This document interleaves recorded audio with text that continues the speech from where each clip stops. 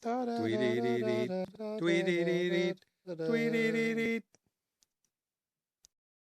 ora everybody, welcome to another episode of our inspiration channel here. It's really awesome to have you all here. I have my beautiful grandmother here today, so I'm really blessed to have her here. Nan, you've been such a big inspiration in my life. I still remember as a teenager I actually wrote a piece in English about my grandmother.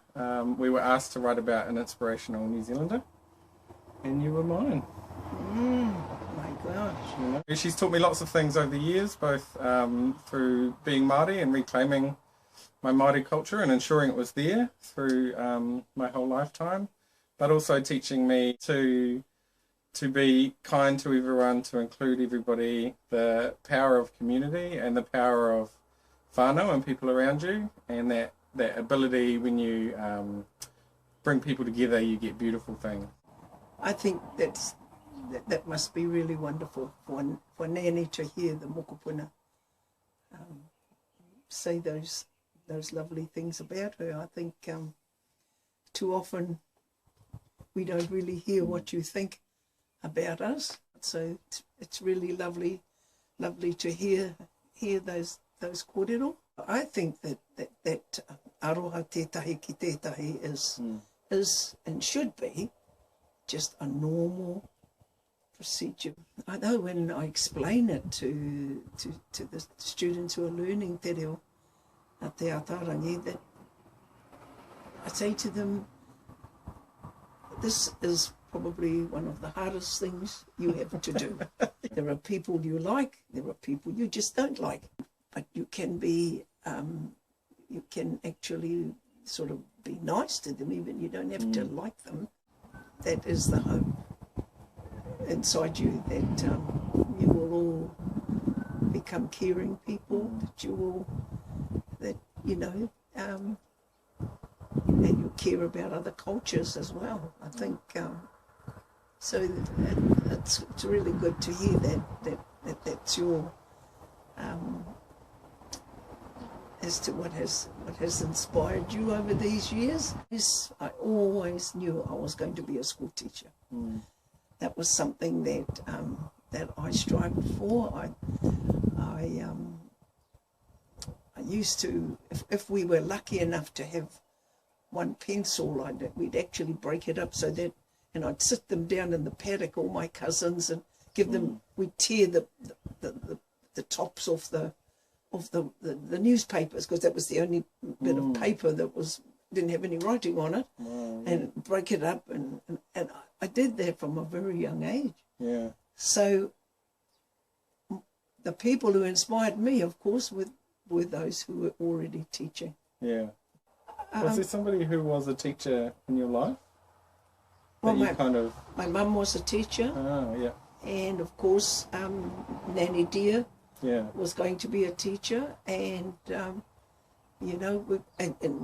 of course, as I say, it ended up that your Nanny Etha went for a teacher as well. Yeah. So in our family there was this yes, you'll be a teacher too. We are a very communal sort of people, you know. It's that kind of shared recognition. Always that sharing, yeah. So, and of course, I think in my fourth year, korimak was persistent. If you can hear the bird, we've got a korimako here up in the tree making this whistle. Used to talk to my grandfather all the time, and so we've been chatting to him over lunch. Yes. I myself didn't really see it like that while I was there, but it's only when the other girls who were with me at Turikin at the same time mentioned that they felt I was going to go places, that I would be.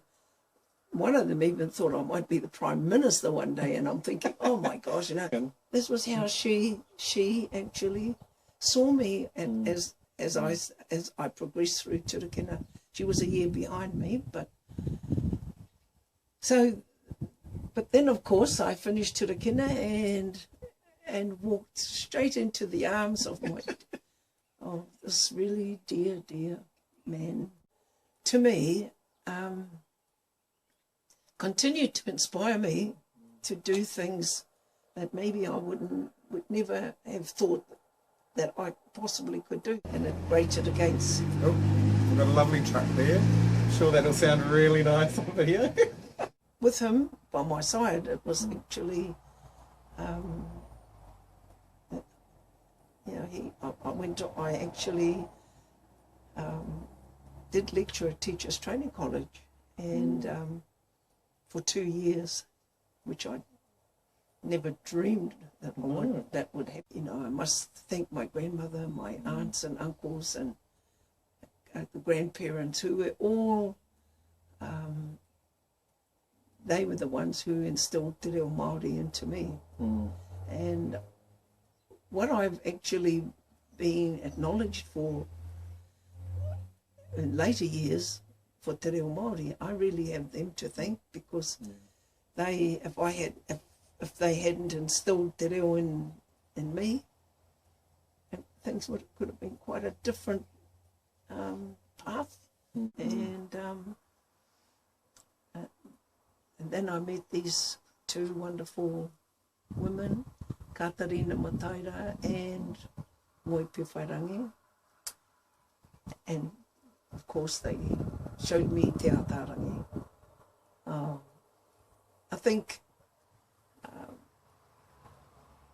probably all through my life the inspirational people to me have been women, from my grandmother to my aunts and mother.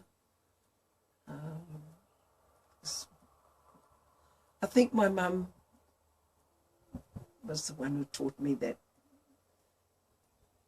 aroha tētahi ki tētahi. That's always been the way I've seen my mother, humble and loving and caring.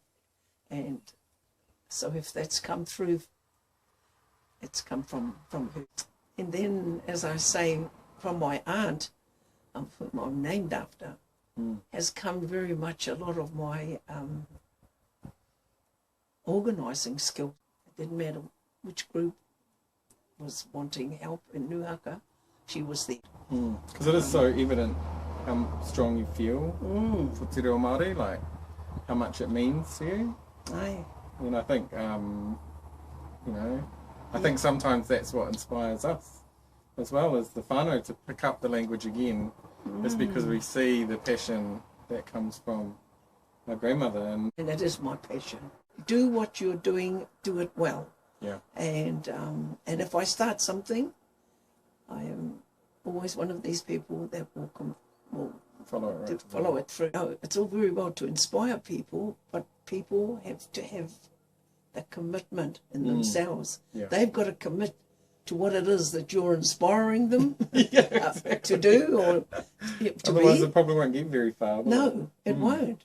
As it's not just feeling inspired about something. That's right. It's actually that the transfer of that feeling into action, into actually doing something about it, following your dream, following your passion, following that inspiration to its end. So there's it really demands quite a bit from you. People and others inspire you. As I say, whether it was my mum, my grandmother, my mum, my aunties, my cousins, they've inspired me. Katarina Mataira and Te Kuia Moi Pewhairangi, they inspired me. But I have had to put the hard work in. 79 to, 40? 47? They inspired me, and I could see the benefits of it, and I hope that I have inspired others with it. Inspiration is kind of the thing that gets us interested. That's right. But then we need commitment. Hey, we need to actually go out, haere atu and haere atu ki te mahi. That's right, mahia te mahi. No, is when people do see those people driving or travelling along their passion, you know, of what they're really invested in and really excited about, it does get other people to think maybe I could do that too, or maybe I should think more about this, or involve myself in it, or you know. And I think that's something that is really important. It is. It is. All my life I've had people who have inspired me to strive. Years later. Yeah. So here was this old queer Māori who knew the benefits of education, and therefore that's been a very strong point in our family, and education was important. So I take my hat off to her.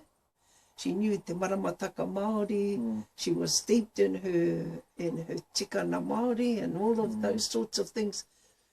And for her to see what was coming in the future was also, I think, wonderful. Yeah. But I think there's something to being brought up in a small village, and it's, as you say, it's probably all small villages have all these special people. So if every home started and encouraged their children, just like our grandmother encouraged us, I think, hopefully, ka ora tō tātou reo. Ka ora, Thank you. Every moment is an inspiration. Truly believe it. Josh inspired. Kia ora. Kia ora. Kia ora whānau. Kia ora whānau. There's my black cat. Oh. You haven't seen that one before, No, have you? I don't think so. That's my black cat. Thank you so much. Okay, goodbye. Tweedledee.